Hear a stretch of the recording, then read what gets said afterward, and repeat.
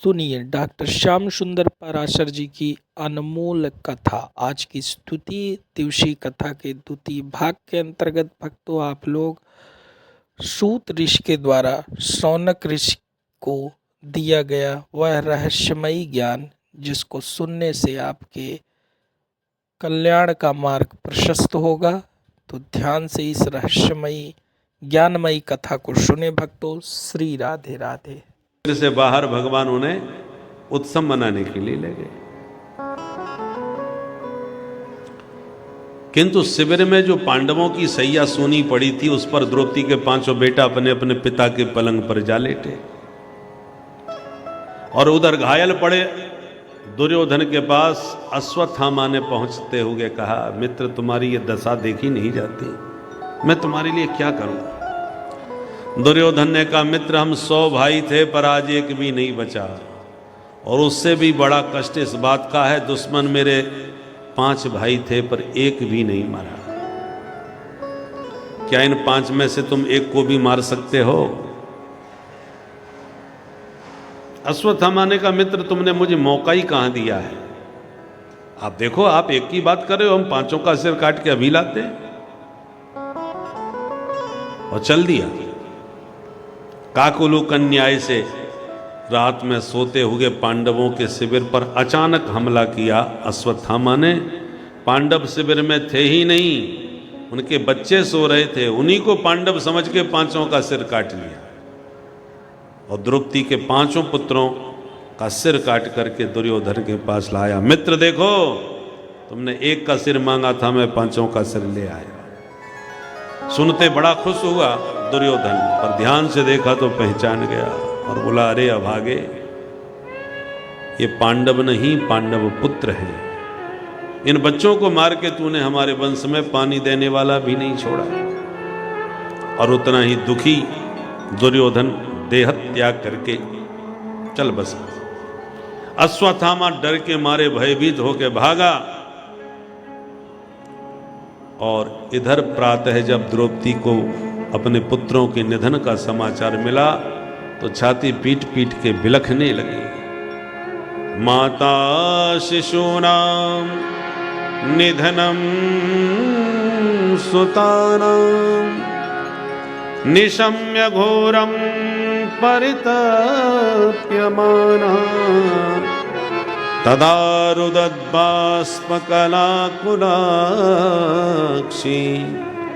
ताम सांत्वयन्नाह किरीटमानी। अर्जुन ने द्रौपदी के विलाप को सुना और सारी स्थिति को समझा तो अत्यंत क्रोध में भरे अर्जुन ने गांडीव उठा लिया और कहा, देवी द्रौपदी दुखी मत हो, जिसने भी ये दुष्कृत्य किया है मैं वचन देता हूं उसे तुम्हारे सन्मुख ला करके मृत्यु दंड दूंगा, वो बच नहीं सकता। पता चला ये करतूत अश्वत्थामा की है तो गोविंद के रथ पर बैठ के अर्जुन ने भागते हुए अश्वत्थामा का पीछा किया और दौड़ के दबोच लिया, पकड़ लिया। रस्सियों में बांध के घसीट के ले जाने लगे। भगवान बोले, कहां ले जा रहे हो। ब्रह्म बंधु मिमम जही, ये दुष्ट ब्राह्मण को यहां अभी इसी वक्त मारो। भगवान श्री अर्जुन ने कहा, प्रभु मारूंगा जरूर पर यहां नहीं, द्रौपदी के सन्मुख, ताकि उसका हृदय भी शीतल हो जाए। ठीक है भाई। और घसीट के द्रौपदी के सामने उपस्थित कर दिया।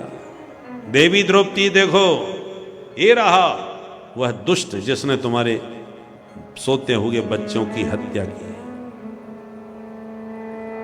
जैसी अश्वत्थामा पर दृष्टि गई, देवी द्रौपदी उठ खड़ी हुई और आकर के अश्वत्थामा के चरणों में प्रणाम करने लगी। अर्जुन ने कहा, देवी क्या कर रही हो, ये तो तुम्हारे बच्चों का हत्यारा है और तुम प्रणाम कर रही हो। द्रौपदी ने कहा, महाराज हत्यारा बाद में है, पहले ये ब्राह्मण देवता है, हमारे कुल की परंपरा है ब्राह्मणों को प्रणाम करने की। और ब्राह्मण मात्र नहीं है, हमारे गुरुजी का बेटा भी है। गुरुपुत्र तो गुरुदेव के समान ही वंदनीय पूजनीय होता है। इसलिए मैं नहीं चाहती कि आप इन्हें कोई दंड दें, मैं तो प्रार्थना करूंगी, मुच्यता मुच्यता में ब्राह्मणो नितरां गुरु। ये गुरुपुत्र ब्राह्मण है, इसलिए एसम उच्यताम, इसे छोड़ दीजिए। युधिष्ठिर जी बोले बिल्कुल ठीक कह रही हो देवी द्रौपदी, जो हुआ सो हुआ। अर्जुन, मेरा भी यही आदेश है, इसको छोड़ दो, हमारी गुरु जी का बेटा है, ब्राह्मण देवता है। भीमसेन की आंखें लाल, गरजते हुए बोले तुम सब छोड़ दो, पर मैं तो नहीं छोड़ूंगा इसको। अर्जुन बोले मैं भी नहीं छोड़ूंगा, मैं प्रतिज्ञाबद्ध हूं, द्रौपदी को वचन दिया हूं। अब समस्या खड़ी हो गई। भीम अर्जुन कहते हैं हम छोड़ने वाले नहीं, और द्रौपदी और युधिष्ठिर जी धर्म के अनुसार विचार करते हुए कहते हैं मारना ठीक नहीं। अब क्या करें? अर्जुन ने प्रभु की ओर इशारा किया, प्रभु अब तो आप ही कुछ निर्णय दो, हमारी बुद्धि काम नहीं कर रही। भगवान ने इशारे में कहा, तुमने जब इसको पकड़ा था तभी हमने कहा था यही निपटा दो इसे, पर तुमने हमारी बात पर ध्यान नहीं दिया, पकड़ के ले आए यहां। अब मामला वही निर्णय होगा जो शास्त्र के अनुकूल है। शास्त्र जो कहे वही करना चाहिए। अर्जुन ने कहा तो प्रभु आप ही बताओ शास्त्र क्या कहते हैं ऐसी परिस्थिति में। भगवान बोले शास्त्र की आज्ञा है ब्रह्म बंधुर्न हंतव्य।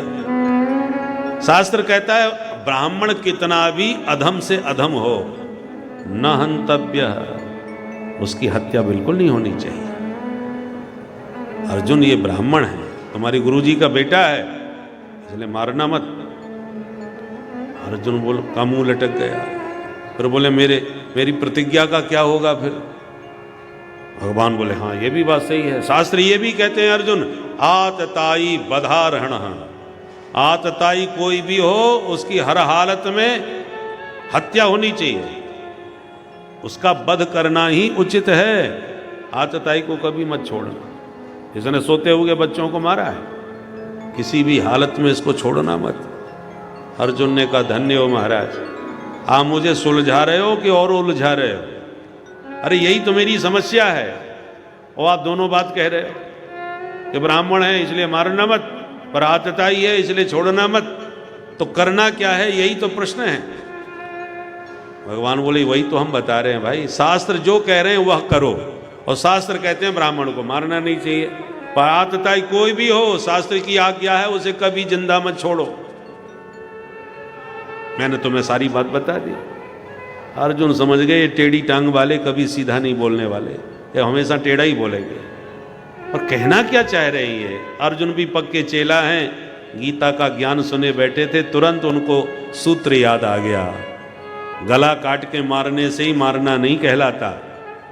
संभावित कह अपजस लाहु, मरण कोटि सम दारुण दाहु, संभावितस्य चा कीर्ति मरणादितिरिच्यते। माननीय प्रतिष्ठित व्यक्ति का भरे समाज में घोर अपमानित कर दो, वो जीते जी मर ही गया। अर्जुन ने तुरंत अश्वत्थामा के सिर से चमकती मणि को निकाल के धक्का मार के भगा दिया।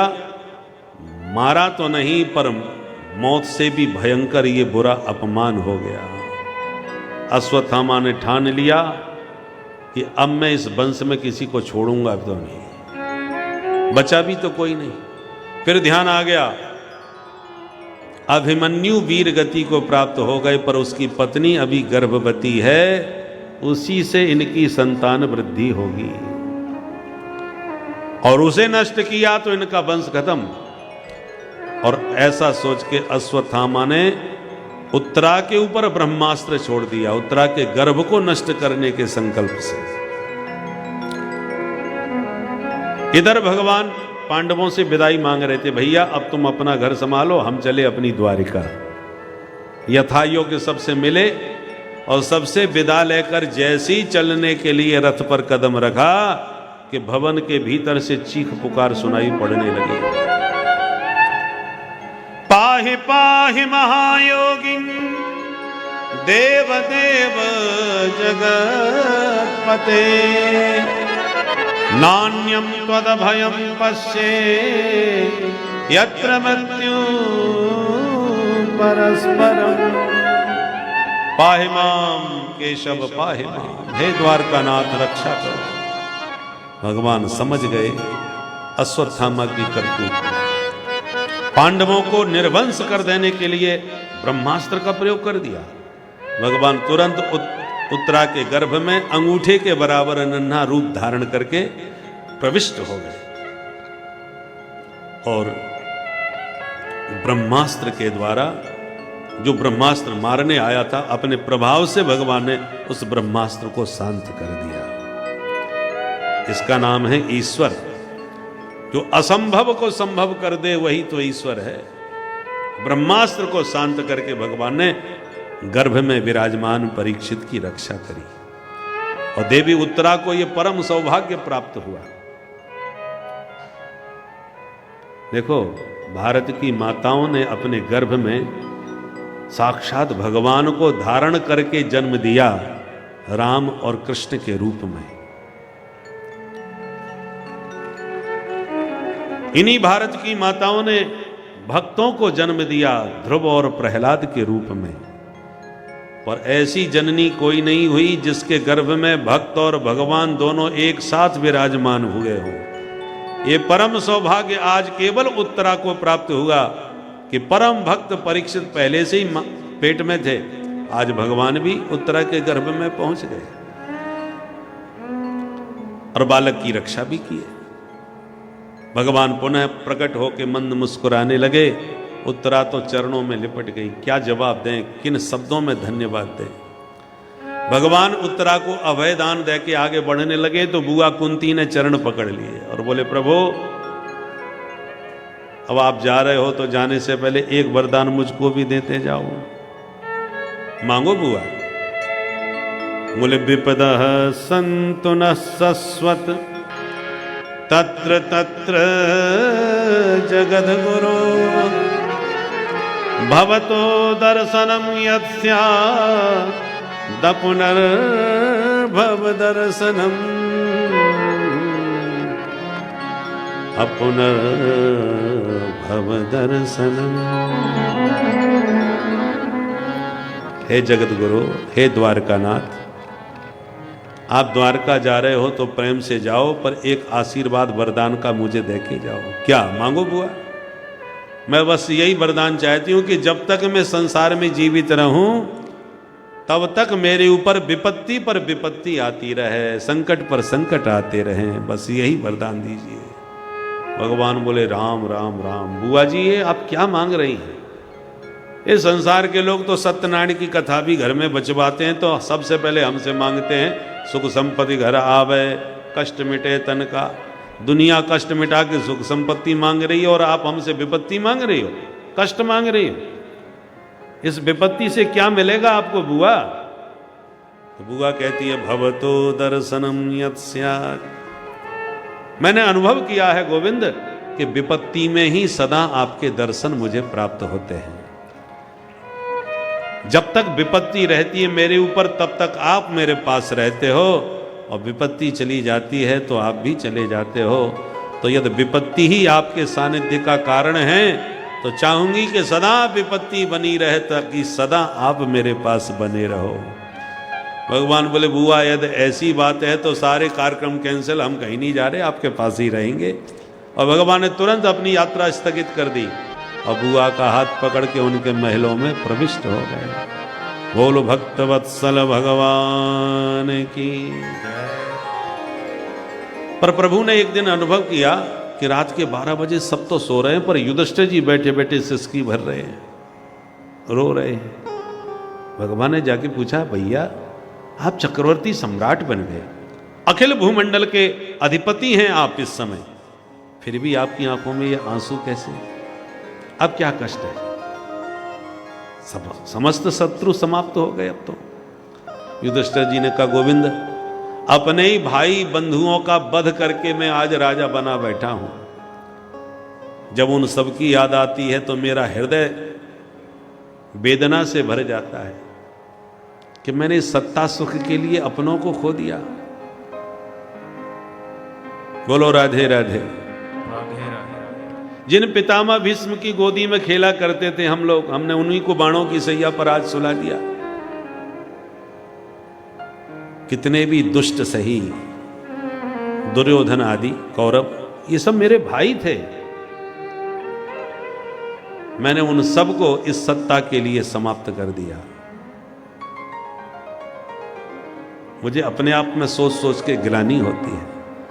भगवान बहुत प्रकार से छात्र धर्म समझाए। क्षत्रियों का धर्म होता है राष्ट्र की रक्षा के लिए, राष्ट्र के ऊपर जो भी संकट बन के आए उसे समाप्त करके राष्ट्र की रक्षा करना और धर्म की रक्षा करना क्षत्रिय का कर्तव्य होता है। आपने उसी कर्तव्य का पालन किया भैया, और युधिष्ठिर जी को बात समझ नहीं आई। प्रातः होने पर प्रभु पांचों पांडवों को लेकर के पितामह भीष्म के पास पहुंचे, जो अभी भी बाणों की सैया पर लेटे हुए थे। पांडवों ने जाके किया प्रणाम, नेत्र खोल के देखा, दूर खड़े द्वारकाधीश दिखाई पड़े। अच्छा प्रभु आप आ गए, मैं आप ही की प्रतीक्षा में पड़ा हुआ था कि जब तक आपके दर्शन नहीं करूंगा मैं जाने वाला नहीं था। अब आप आ गए तो इतने दूर क्यों खड़े हो, पास में आओ मेरे। प्रभु पास आ गए। कहो दादाजी। पितामह भीष्म ने कहा प्रभु एक निवेदन करना चाहता हूं जाते जाते आपसे। कहो। बोले सदैव देवो भगवान प्रतीक्षता कलेवरं यावदिदं हिनोम्यहम् प्रसन्नः सारुणलोचनो लसन् मुखाम्बुजो ध्यानपथश्चतुर्भुज अहम यावद इदम कलेवरम न हिनोमि तावद भवान प्रतीक्षता।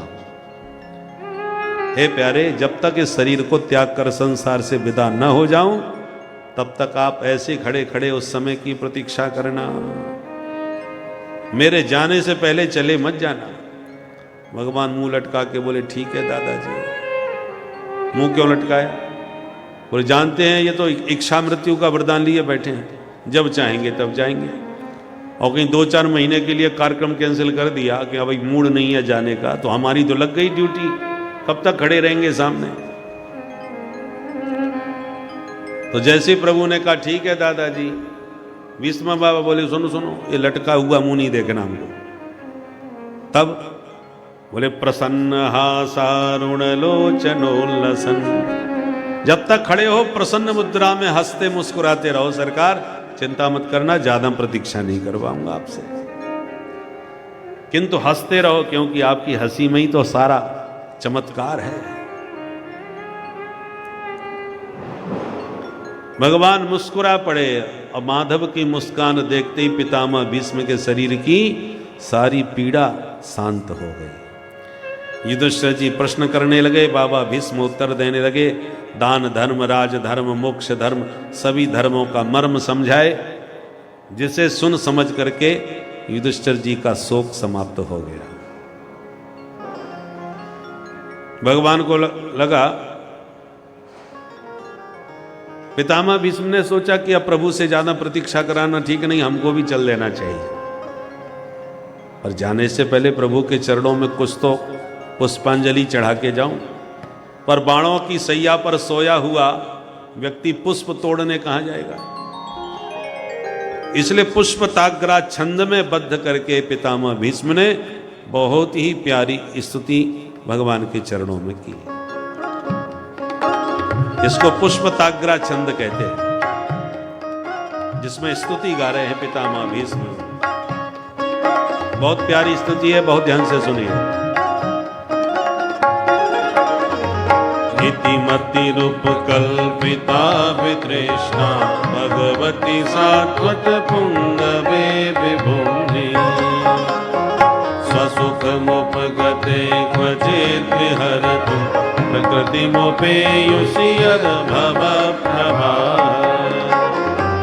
त्रिभुवन कमनं कमाल वर्णं रवि कर गौरवराम्बरं दधाने कपुरल ककुलामृताननाब्जं विजय सखेरतिरस्तु मेरमध्या युधि दुर्गर जो विधूम्रवेश्व कचलोलितश्रमवार्यलङ्कृतासे मम निशितशरैर्विभेद्यमान वचविलसत्कवचेषु कृष्ण आत्मा सपति सखि वचो निशम्य मध्ये निज परयोर्बलयोरथं निवेश्य स्थितवति परिसेनिकायुरक्षिणा कृतवति पार्थ सखेरतिर्ममास्तु व्यवहित प्रतनामुखं निरीक्ष्य स्वजन कथाभिमुखस्य दोषबोध्या तुमतिमहरदात्मविद्यया चरणरति परमस्य तस्य मेस्तु स्वनिगममपहाय मत्प्रतीक्षा रथमधिकर्तुमवाप्लुतो रथस्थः रथ चरणोऽभ्ययाचलगु हरिरिव हन्तुमिमं गतोत्तरे। बोल भक्त वत्सल भगवान की। इति शब्द का प्रयोग प्रायः अंत में होता है और भीष्म बाबा की स्तुति में शुभारंभ इति से हुआ। इति मति रूप कल्पिता वितृष्णा। क्यों? भीष्म बाबा कहते हैं मेरे शब्दों की इति, अब मुझे अंत, अब इसके बाद कुछ कहना नहीं है, अंतिम शब्द है। और केवल शब्दों की इति नहीं है, श्वासों की भी इति, अंतिम श्वास, अंतिम क्षण। और केवल जीवन का ही अंत नहीं, आपका मुख चंद्र निहारने के बाद जा रहा हूं, इसलिए हमेशा के लिए आने जाने की भी इति, अब लौटना भी नहीं इस दुनिया में। पर सबकी इति हो जाए उससे पहले एक निवेदन है। क्या? बोले अपनी बिटिया को कुंवारी छोड़ के जाना नहीं चाहता, बस बिटिया के हाथ पीले करवा दो। भगवान मुस्कुराए, बाबा हाथ तो तुम्हारे पीले नहीं हो पाए, आपका विवाह तो होगा नहीं है, तो बिटिया कहां से आ गई जो उसके विवाह की चिंता पड़ गई। भीष्म बाबा कहते हैं प्रभु जिनके बच्चे नहीं होते वो गोद ले लेते हैं। मैंने तो विवाह किया नहीं, बिटिया का तो प्रश्न नहीं, पर एक धर्म की पुत्री मैंने भी स्वीकार कर ली। परंतु मेरी पुत्री बहुत गुणवती है, परम रूपवती है, इसलिए संसार में उस जैसा कोई मुझे वर नहीं मिल रहा। वर माने श्रेष्ठ। कन्या का पति हर दृष्टि से उससे श्रेष्ठ होना चाहिए, तभी उसके प्रति उसका आदरणीय भाव होगा, समर्पण का भाव होगा। अब बेटी एमए पास है और विवाह कर दिया हाई स्कूल वाले से, तो कैसे उसके प्रति श्रद्धा और समर्पण का भाव बन पाएगा? इसलिए वर उम्र में भी बड़ा होना चाहिए, योग्यता श्रेष्ठता सब में श्रेष्ठ होना चाहिए। वर का मतलब ही श्रेष्ठ होता है।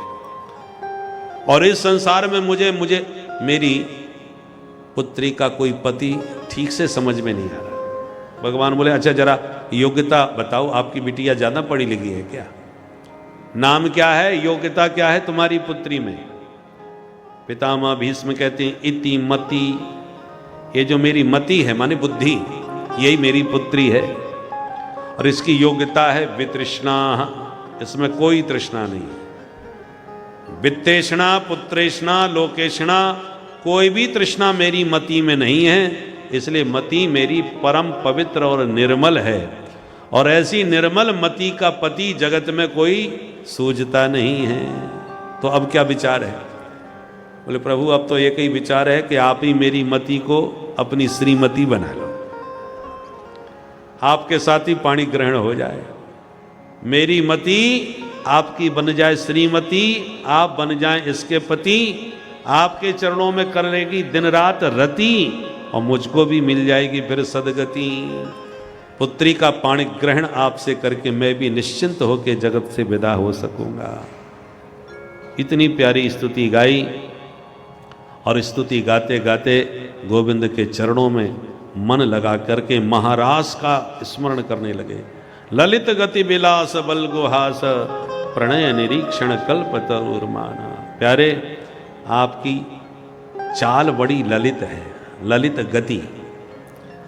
गोपियां गोविंद की चाल पर ही निहाल हो जाती हैं, और चाल से चित्त बच गया तो बलगुहास, तो थोड़ा हंस करके उसको पागल कर देते हैं, और हंसने से भी कोई बच गई तो प्रणय निरीक्षण, तो अपनी तिरछी चितवन चला करके नयन की कटारी से उसे घायल कर देते हैं।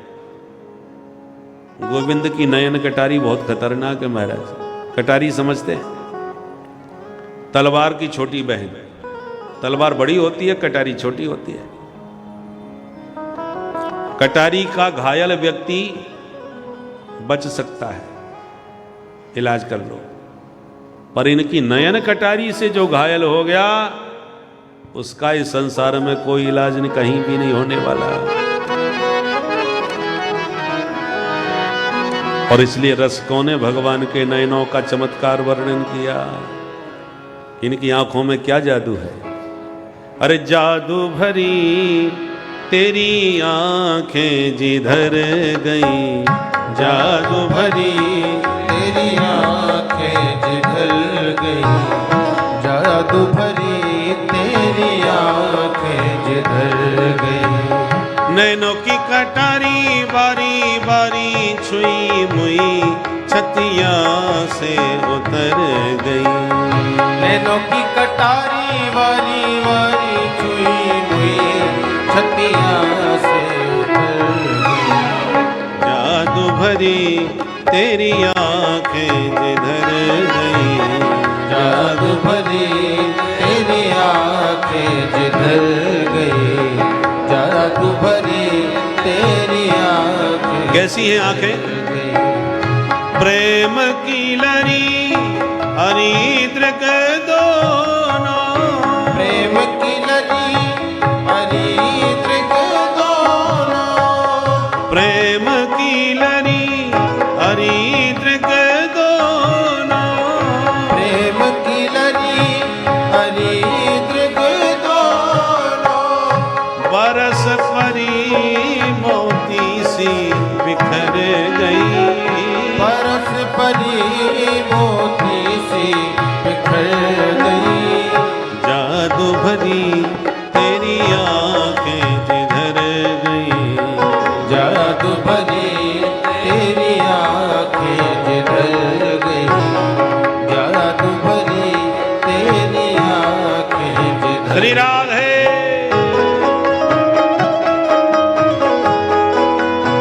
जादू भरी आंखों का चिंतन करते जाओ।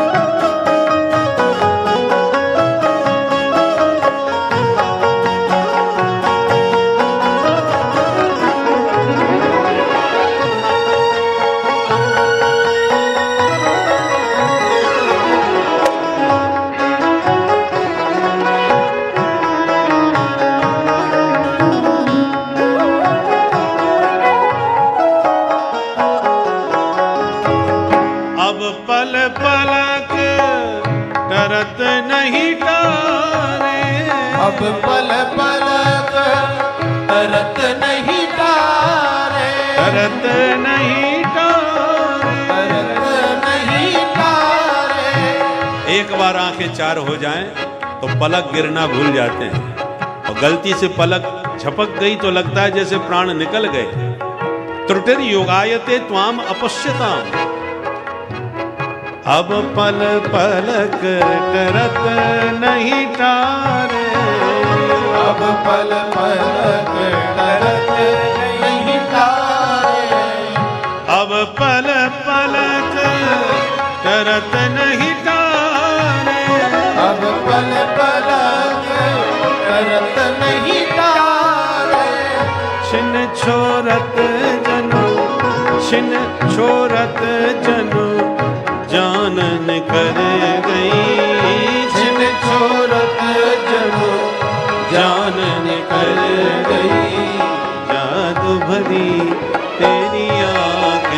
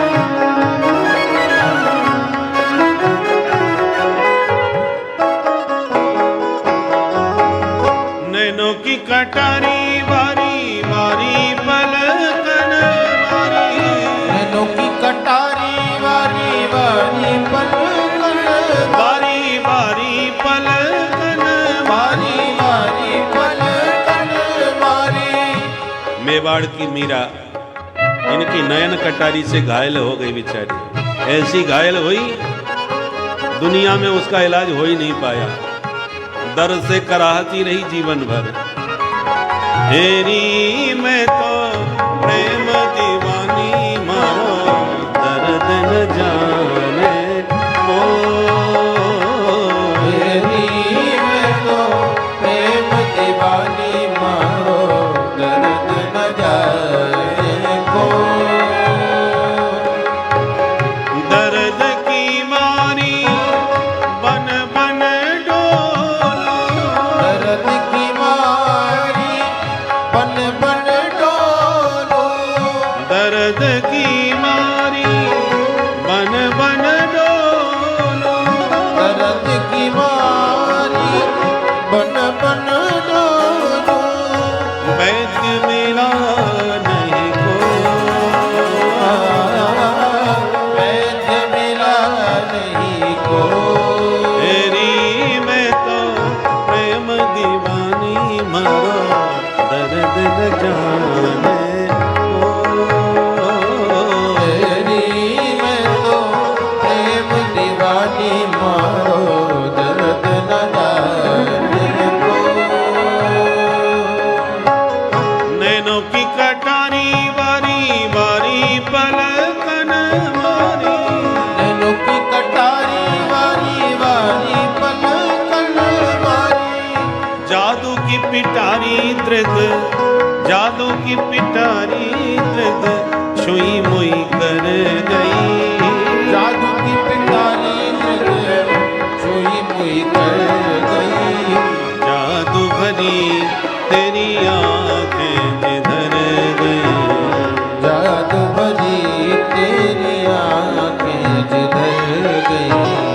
जादू भरी तेरी आंखें जिधर गई। निरखी छटा घन घोर घटा भावना की उमड़ गई। निरखी छटा घन घोर घटा भावना की उमड़ गई। निरखी छटा घन घोर घटा भावना की उमड़ गई।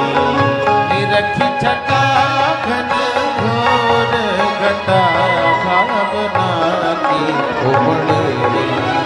जादू भरी तेरी आंखें जिधर गई। जादू भरी तेरी आंखें जिधर गई। जादू भरी तेरी, जादू भरी तेरी, जादू भरी तेरी आंखें जिधर गई। बोल बंसी वारे की जय। तो माधव की उन्हीं जादू भरी आंखों में अपना चित्त लगा करके पितामह भीष्म दिव्य छटा को निहारते निहारते शरीर त्याग कर भगवान के परम धाम को प्राप्त हो गए। पुष्पों का वृष्टि के करके पुष्पों के द्वारा देवताओं ने फूल बरसा के स्वागत किया पितामह भीष्म का। सूत जी कहते ऋषियों, भगवान भी पांडवों से विदा लेकर अपनी दिव्य द्वारका को प्रस्थान कर गए। सौनक जी बोले, परीक्षित का क्या हुआ ये तो बताओ। आप तो हमें परीक्षित के बारे में बताने वाले थे, वो बात तो आपकी अधूरी ही छूट गई। तब सूत जी को याद आया, अरे हाँ क्या करें, कृष्ण कथा में हम थोड़ा उधर बह गए, परीक्षित की बात ही भूल गए। ध्यान से सुनो। समय पाकर के उत्तरा के गर्भ से बालक का जन्म हुआ। ब्राह्मणों ने आकर के उनका जातकर्म संस्कार किया। बालक को नाम दिया विष्णुरात। परमात्मा का दिया हुआ ये बालक है तुम्हें। पर बालक जिसकी गोद में जाता उसी का टुकुर टुकुर मुंह ताकता, इसलिए प्यार से दूसरा नाम रख दिया परीक्षित। ये चारों तरफ न जाने कैसे ढूंढ रहा है, और बालक तो उसे खोज रहा है जो माँ के पेट में मिलने आया था 4 हाथ वाला, वो किधर कौन है, इसलिए नाम परीक्षित पड़ा। समय बीता। एक दिन तीर्थाटन करते विदुर जी महाराज पांडवों के पास आए। पांडवों ने दिव्य स्वागत किया, और एकांत में फिर विदुर जी रात के 12 बजे धृतराष्ट्र से मिले। और बोले महाराज सब ठीक ठाक सेवा हो रही है आपकी घर में? धृतराष्ट्र ने कहा, मित्र विदुर बता नहीं सकता मैं, इतनी सेवा तो दुर्योधन आदि मेरे पुत्र भी नहीं कर सकते जितना कि आज पांडव करते हैं। मुक्त कंठ प्रशंसा करने लगे।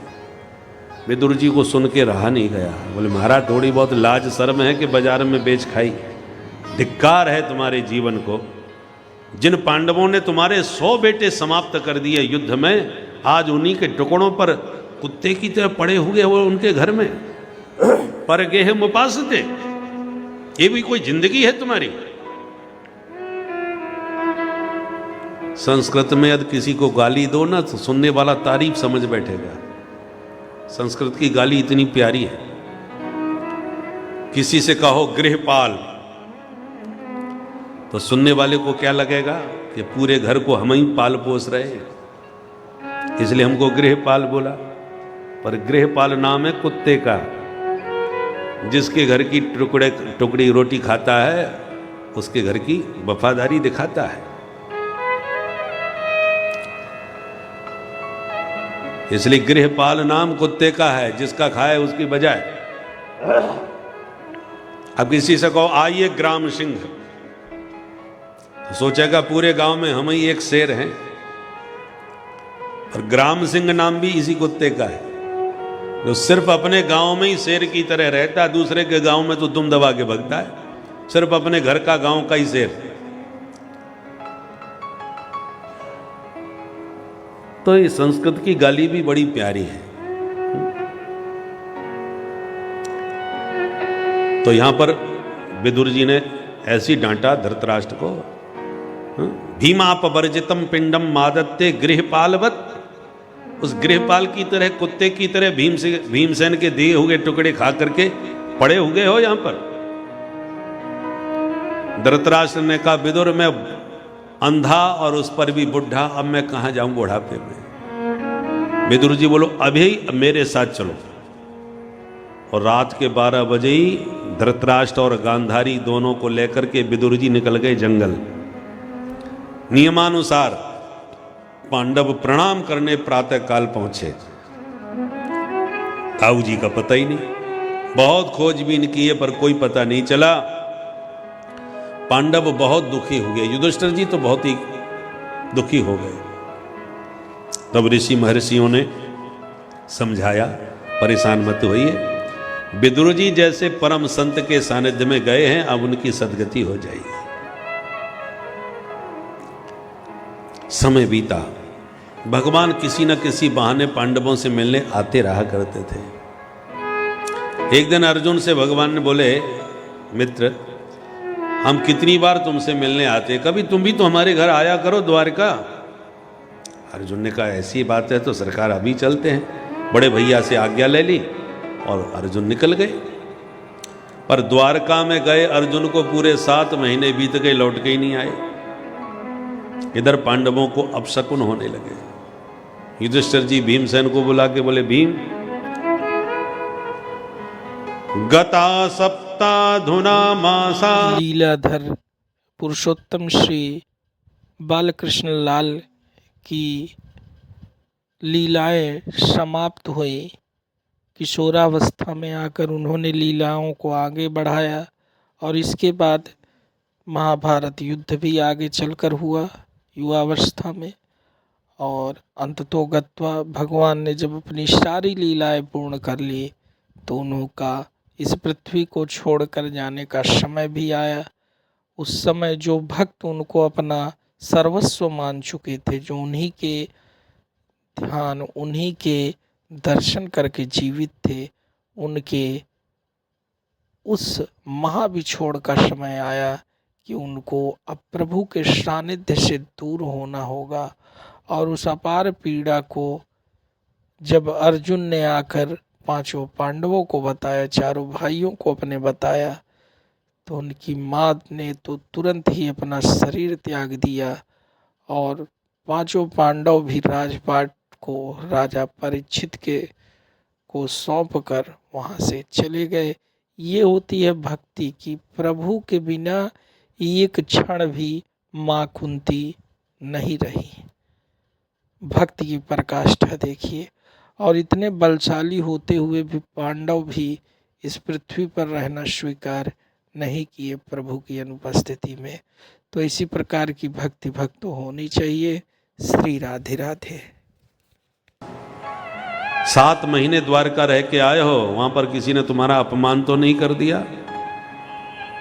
जब द्वारका के विषय में प्रश्न किए तो अर्जुन चरणों में गिर पड़े और संपूर्ण यदुवंश के संहार का प्रसंग विस्तार से बता दिया।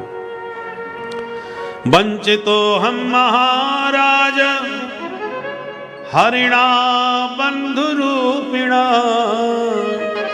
येन मे पहतम तेजो देव विस्मापनम महत। भैया हम अनाथ हो गए, हमारे जीवन धन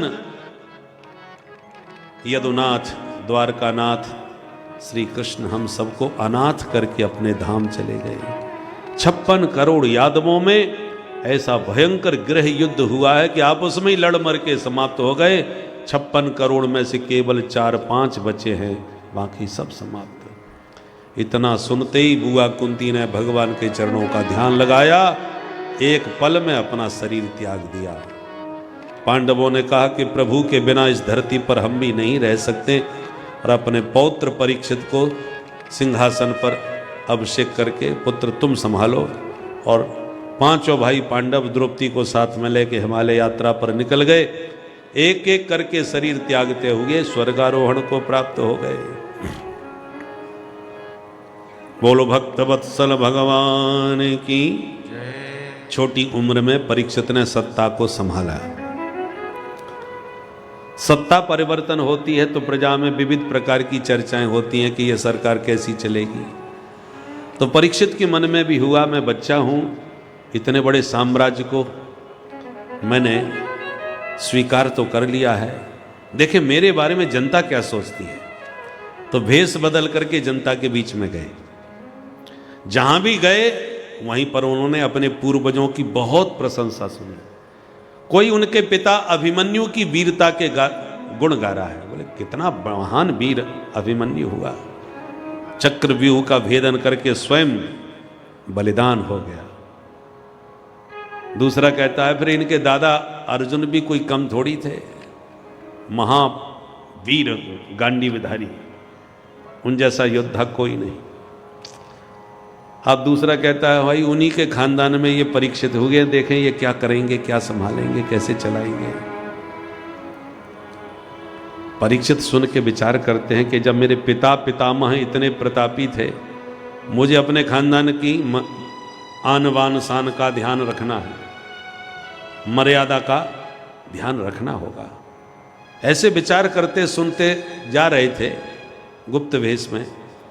एक जगह क्या देखा कि एक गाय और बछड़े को एक दुष्ट बुरी तरह मार पीट रहा है। बछड़े को तो इतना मारा उसके 3 पैर ही तोड़ दिए। एक पैर पर खड़ा हुआ बछड़ा आंसू बहा रहा है। गौ माता की आंखों में भी आंसू है।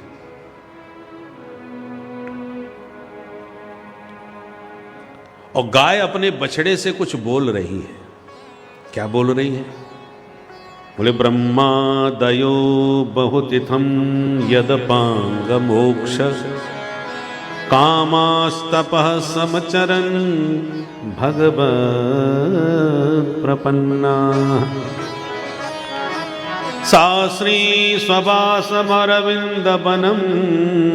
विहाय यत्पाद सौभगमलं भजते नुरक्ता। गौ माता बछड़े से कह रही है, वत्स, जिन महालक्ष्मी की कृपा कटाक्ष पाने के लिए ब्रह्मादिक देवता कठोर तपस्या करते हैं कि हे मां एक बार हमारी तरफ भी दृष्टि डाल लो, क्योंकि लक्ष्मी जिस पर दृष्टि डाल दे वो निहाल हो जाए, और लक्ष्मी दृष्टि घुमा ले तो बेहाल हो जाए। सारा चमत्कार लक्ष्मी जी का है।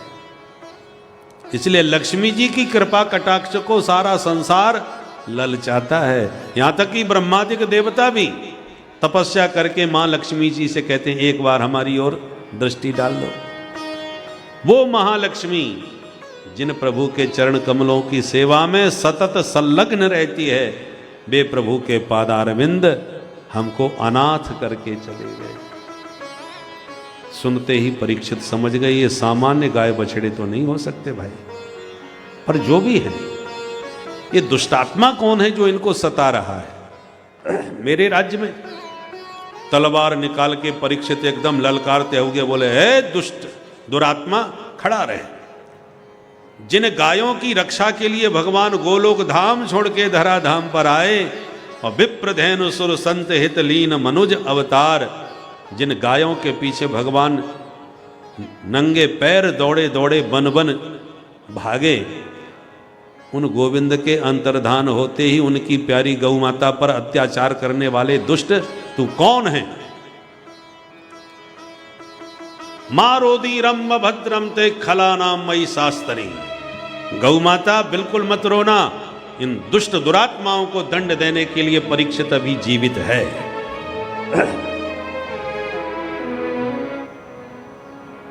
जो तलवार निकाली कि जो मार रहा था वो तुरंत परीक्षित के चरणों में गिर के त्राहिमाम पुकारने लगा। और क्षत्रिय का धर्म है जो शरण में आ जाए उसे वो मारते नहीं, इसलिए उसको छोड़ दिया। और परीक्षित ने गौ माता को प्रणाम करते हुए कहा, माता आप कौन हैं, क्या कष्ट है, निर्भीक होके मुझे बताओ। और गौ माता कुछ बोली ही नहीं। बछड़े से कहा, भगवान आप बताएं, आपके तो 3 पैर ही किसी दुष्ट ने तोड़ दिए, आपकी ये दशा किसने करी। निश्चिंत और निर्भीक होके बोले। तो बछड़ा बोल पड़ा, महाराज मैं अपनी इस दुर्दशा का दोष किसे दूं। धर्मशास्त्र कहते हैं कोई किसी को सुख दुख नहीं देता, सब अपने अपने कर्मों का ही फल भोगते हैं। काऊ न को सुख दुख कर दाता, निज कृत कर्म भोग सब भ्राता। और भी शास्त्र ये भी कहते हैं कि उस ईश्वर की इच्छा के बिना पत्ता भी नहीं हिलता। राम कीन चाहे सोई होई, करे अन्यथा अस नहीं कोई। होई ये सोई जो राम रच राखा, को कर तर्क बढ़ावे शाखा। तो महाराज आप ही बताओ हम किसको दोष दें। इसलिए हम किसी को दोष देना नहीं चाहते। परीक्षित जी बोले कि आपके वचनों ने ही आपका परिचय दे दिया। आपने एक शब्द में भी किसी की निंदा अपने श्रीमुख से नहीं की, क्योंकि पापी को तो पाप का फल भोगना पड़ेगा, पर पापी के पाप की जो चर्चा करता है वो भी पाप का हिस्सेदार बनता है। इसलिए पापी की चर्चा न करनी चाहिए और ना ही बैठ के सुननी चाहिए। अपने जीवन में कोई पाप बन जाए तो तुरंत सुना देना चाहिए, क्योंकि जो सुनेगा तुम्हारा पाप उस पर बढ़ जाएगा। पर हम लोग उल्टा करते हैं।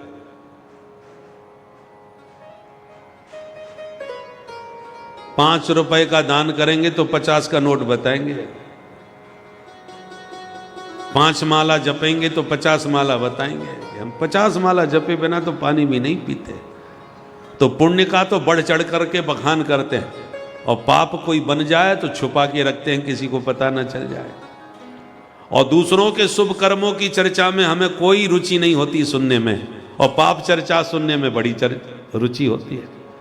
कोई कहे अरे साहब वो बड़े दानी हैं, उन्होंने 10 लाख रुपया तो इस कार्यक्रम में दिया है, तो तुरंत प्रसंग बदल, अरे छोड़ो भैया तुमने दुनिया देखी कहाँ है, एक से एक दानी बैठे हुए हैं इस दुनिया में। तुम कूप मंडू को 2-4 लोगों की बातें जानते हो और तुम्हें पता ही क्या है। तो बढ़िया किसी के शुभ कर्म की चर्चा हो तो हमें सुनने में कोई रुचि नहीं होती, और किसी ने कुछ गड़बड़ घोटाला कर दिया हो और पकड़ा गया हो तो फिर देखो कितने चाव भाव से सुनेंगे, अच्छा वो बाबा पकड़े गए और फिर क्या हुआ, ऐसा उकसा उकसा करके पूछेंगे जैसे हमें कितना बढ़िया मसाला मिल गया। परंतु याद रखिए दूसरों की पाप चर्चा सुनने से भी आप भी पाप के हिस्सेदार बनेंगे। यत अधर्म कृतस्थानम सूचकस्यापि तद भवे। महाराज परीक्षित बोले, महाराज इसलिए आपने एक भी किसी शब्द से किसी की निंदा नहीं करी। मैं आपको पहचान गया, आप साक्षात धर्म हैं। धर्म के 4 चरण होते हैं, पैर। क्या? धर्म के 4 चरण, सत्य, तप, दया, शौच। शौच माने पवित्रता। आज धर्म केवल सत्य के पग पर खड़ा है, सत्यमेव जयते। बाकी 3 पग तो टूट गए, दया समाप्त हो गई। सत्य, तप, दया, शौच। तप समाप्त हो गया। महात्मा लोग पंचाग्नि तपते हैं तपस्या में। एक बार हमने कथा कही मध्य प्रदेश में नर्मदा जी के तट पर एक संत की स्मृति में। वो महात्मा बड़े योगी थे। तो 22 मई से कथा थी, भयंकर गर्मी, धूप में जल जाएं इतना तपन।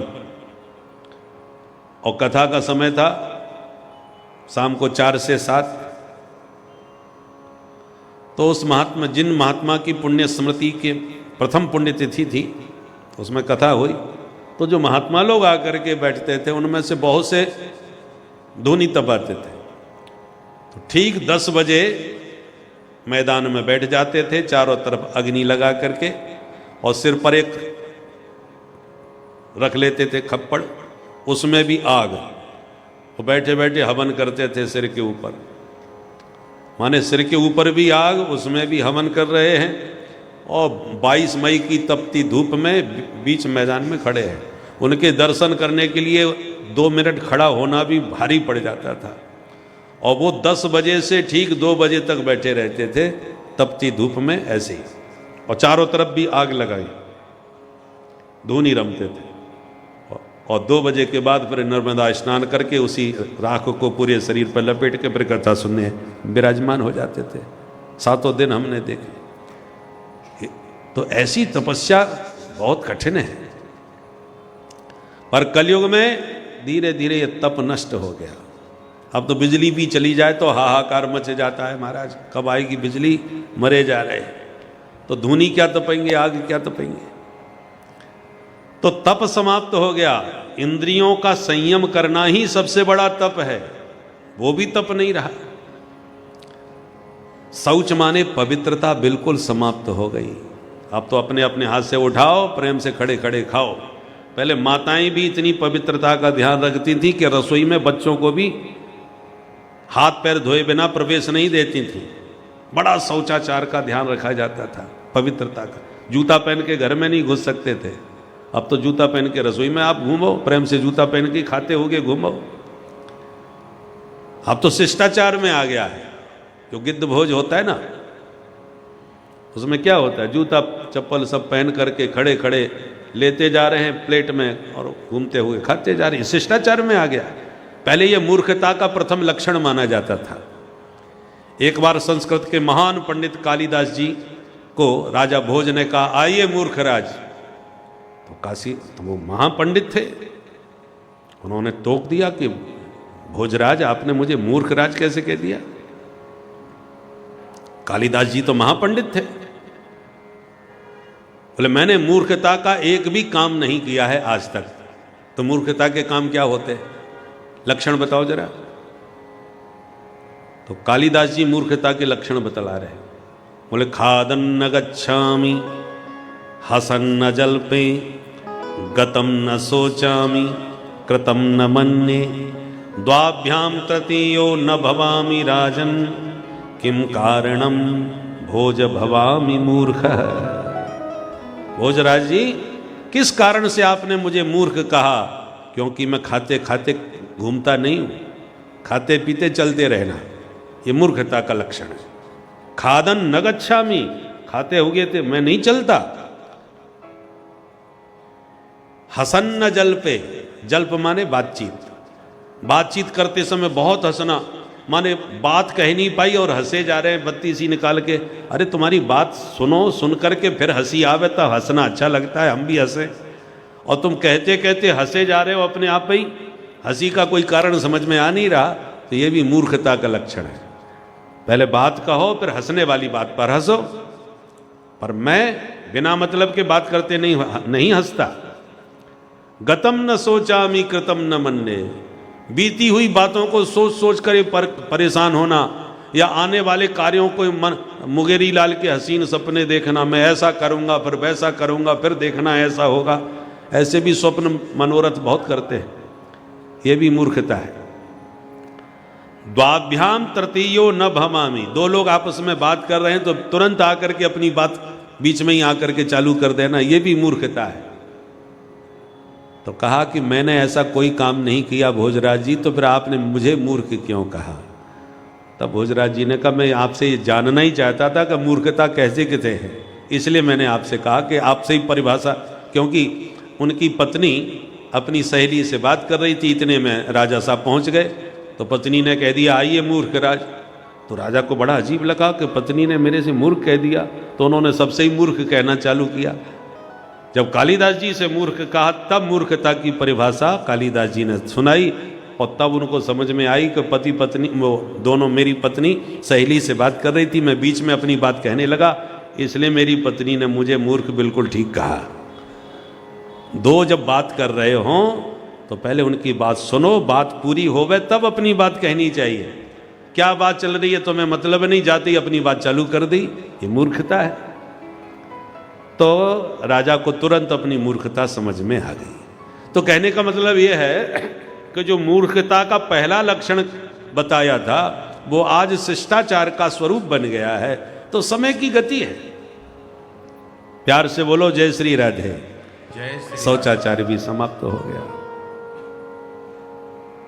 आज धर्म केवल सत्य पर टिका है, एक पैर पर बछड़ा खड़ा है। वृषभ धर्म का स्वरूप होता है। महाराज परीक्षित ने कहा मैंने पहचान लिया, आप साक्षात धर्म हैं और ये धरती माता है जो भगवान के वियोग में दुखी है। पर ये दुष्ट कौन है? धर्म और धरणी के पीछे ये धूर्त कौन पड़ा हुआ है?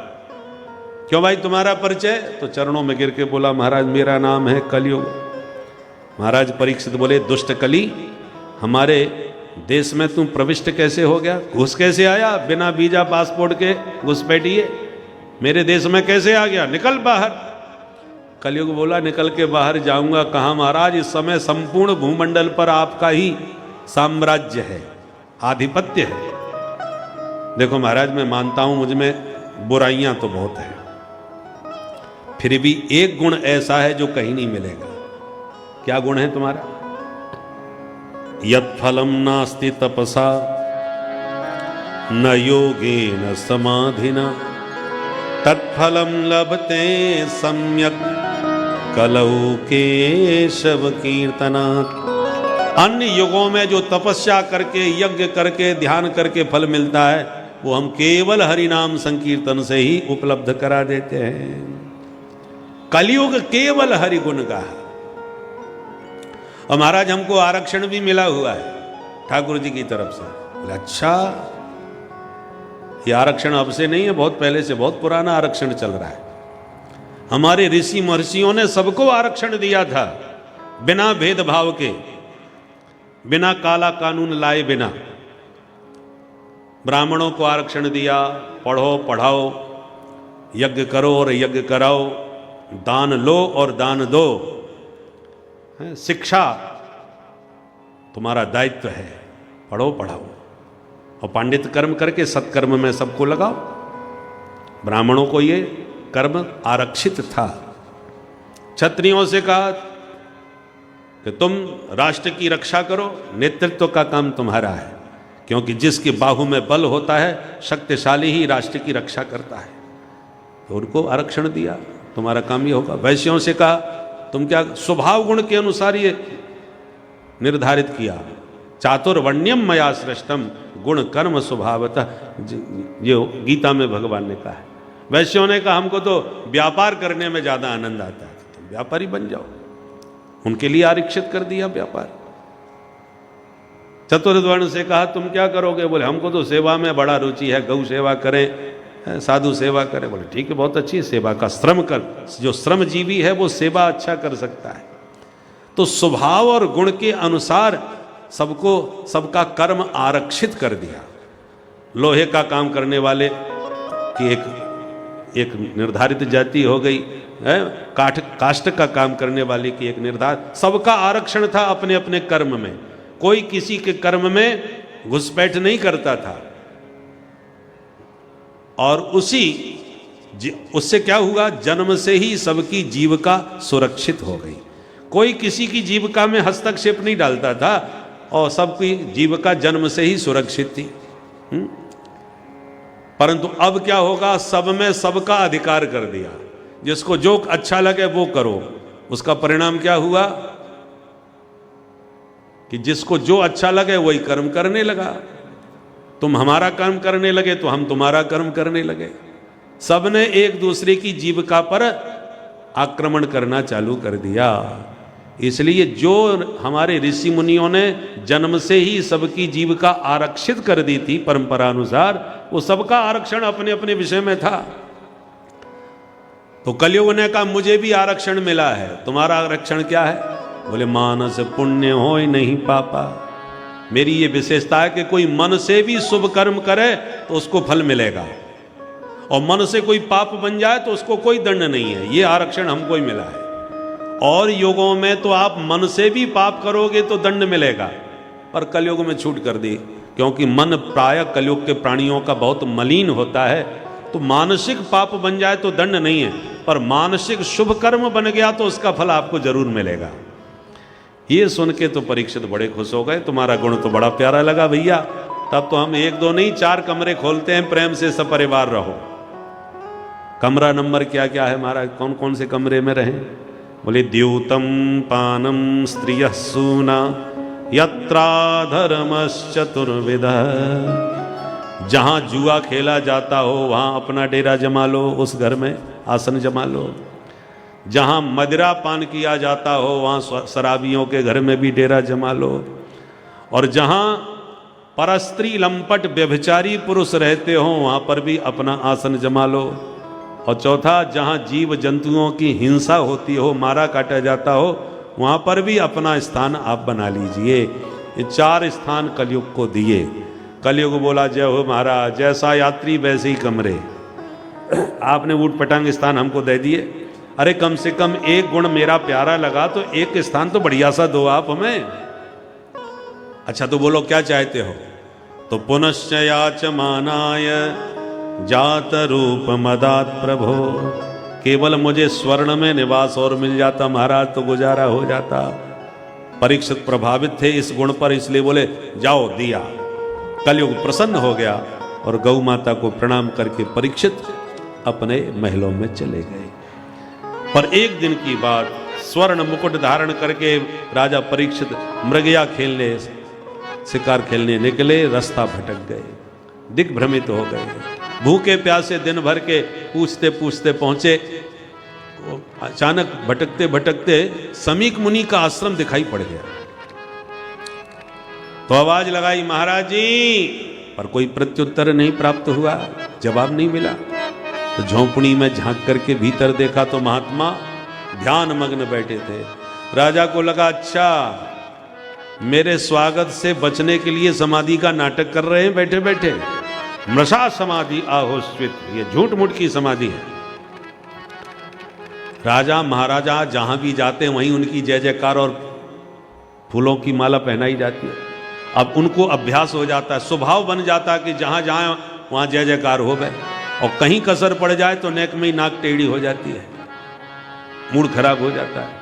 तो वहां तो पानी मांगने पर भी कोई नहीं पिला रहा, कोई पूछे ही नहीं रहा। राजा आवाज लगा रहे कोई है कोई है, कोई जवाब नहीं, तो मूड खराब हो गया। हम चक्रवर्ती सम्राट, फूल माला तो दूर की बात, पानी कोई नहीं पिला रहा, कोई स्वागत आव भगत कुछ नहीं। झोंपड़ी में बैठे महात्मा को देखकर इनकी समाधि सच्ची है कि झूठी कैसे पता चले। तो मरा हुआ सांप दिखाई पड़ गया, धनुष से उठा के बाबा के गले में लपेट दिया।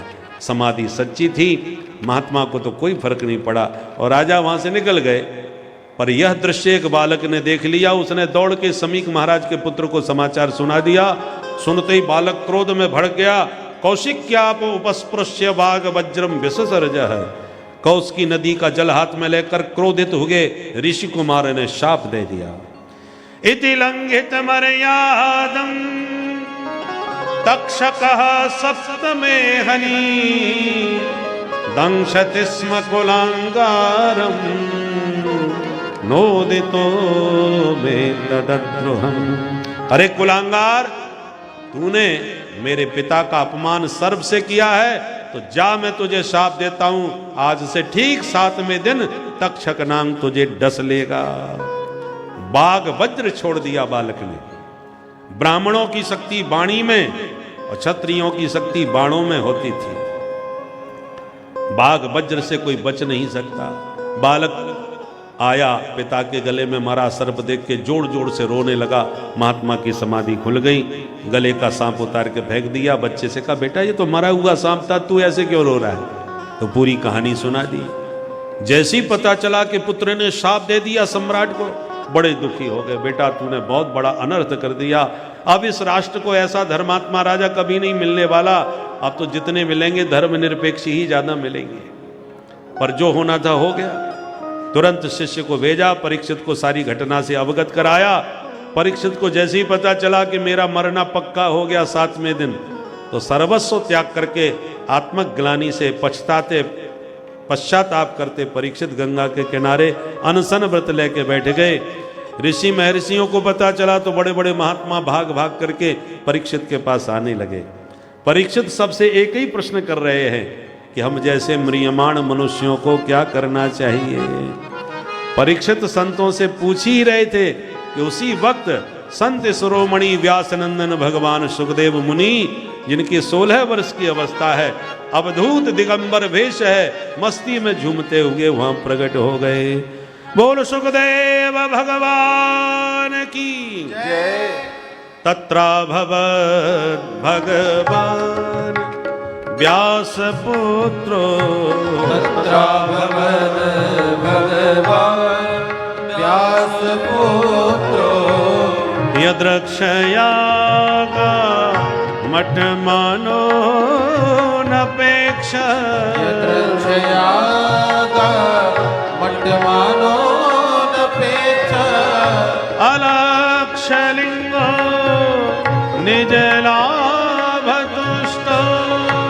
अलक्षलिंगो निजलाभतुष्टो, व्रतश्च बालै रवधूत वेश, व्रतश्च बालैरवधूत वेश, तत्राभवत् भगवान् व्यास पुत्रो, तत्राभवत् भगवान् व्यास पुत्रो, तत्राभवत् भगवान्, तत्राभवत् भगवान्,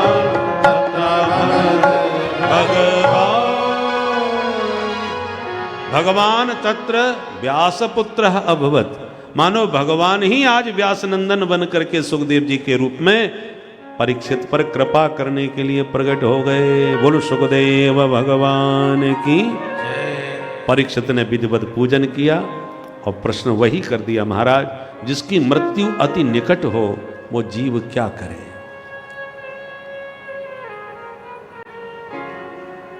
प्रश्न सुन करके सुखदेव जी बहुत ही प्रसन्न हो गए और बोले, परीक्षित कल ठीक 12:30 बजे आओ, फिर हम तुम्हें बताते हैं कि मरने वाले को क्या करना चाहिए। प्यार से बोलो जय श्री राधे। जय श्री राधे। इसके साथ ही प्रथम स्कंद श्रीमद् भागवत का यहाँ संपन्न होता है और द्वितीय स्कंद से ही सुखदेव जी की वाणी कल से प्रकट होगी। म्रियमाण का क्या कर्तव्य है, और हम सभी के प्रतिनिधि बन के परीक्षित ने प्रश्न किया है, क्योंकि 7 दिन में ही सबको मरना है।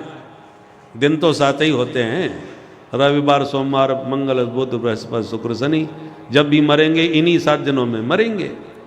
और परीक्षित के सामने भी वही समस्या है 7 दिन में मरने की। इसलिए हम सबके प्रतिनिधि बन के परीक्षित का ये सार्वभौम प्रश्न है, इसका जवाब सुखदेव जी क्या देते हैं वो कल आकर के आप समय पर 12:30 बजे पधार करके श्रवण करें। आइए मिलकर हरि नाम संकीर्तन के साथ आज के सत्र को यहीं विराम देंगे, उसके बाद आरती। बोलिए श्री बांके बिहारी लाल की जय। ओ मेरा तार हरि से जोड़े, ऐसा कोई संत मिले। मेरा तार हरि से जोड़े, ऐसा कोई संत मिले। मेरा तार प्रभु से जोड़े। आज की इस परम पावन कथा के अंतर्गत आप लोगों को वह परम ज्ञान, वह परम रहस्य प्राप्त हुआ जिसके अंतर्गत आपने यह जाना कि यदि हम ईश्वर के प्रति पूर्ण समर्पण का भाव करते हैं तो हमारा हर तरह से कार्य प्रभु ही देखते हैं। आप प्रभु में मन लगाएं, प्रभु आप में मन लगाएं। आप खुद काम करेंगे तो उसमें गलती भी होगी, कमी भी होगी, दुख भी मिलेगा, सुख भी मिलेगा, सब कुछ मिलेगा। किंतु यदि आप ईश्वर के सहारे हैं और ईश्वर आपके कार्य को देख रहे हैं तो हर क्षण आपको आनंद ही आनंद प्राप्त होगा। सब कार्य ऐसे हो जाएंगे जैसे कि किसी बात की चिंता ही नहीं। वह परम शक्ति आपके हर कार्य को पूर्ण करेगी और आपका हर तरह से कल्याण करेगी। बस मन को स्थिर करें, मन को एकाग्र करें और मन को अपने सुमिरण में लगाएं, प्रभु के साधिए मन को अपने और प्रभु में मन को सधवाइए भक्तों। इसी में परम कल्याण है। बस यही एक रहस्य इस कलिकाल का है, इसके अलावा कुछ नहीं है भक्तों। श्री राधे राधे। माया से जो दूर हटावे, माया से जो दूर हटावे, माया से जो दूर हटा दे, माया से जो दूर हटा दे, ओ मन का जो ज्ञान मिटा दे, ओ मन का जो ज्ञान मिटा दे, ओ मन का ज्ञान मिटा दे, मन का जो ज्ञान और मिटा दे। मुझे सद्गुण, मुझे सद्गुण, मुझे सद्गुण दे दे थोड़े, ऐसा कोई संत मिले। मुझे सद्गुण ऐसा जोड़े, ऐसा कोई संत मिले। वो मेरा तार प्रभु से जोड़े, ऐसा कोई संत मिले। तार प्रभु से जोड़े, ऐसा कोई संत मिले। बोलिए संत भगवान